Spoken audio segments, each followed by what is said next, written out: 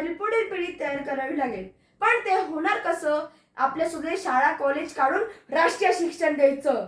हा माझा वर्ग आहे. Dogs and British are not allowed.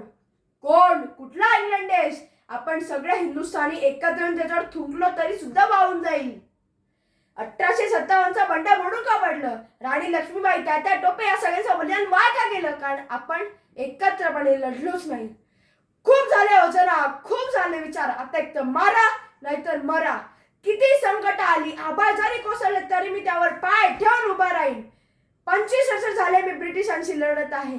आता रक्त व्हायलाच लागेल, नाहीतर मिळालेल्या स्वराज्याची किंमत नाही राहणार. मी या लोकांचा आहे आणि ते माझे.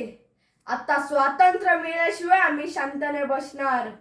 स्वराज्य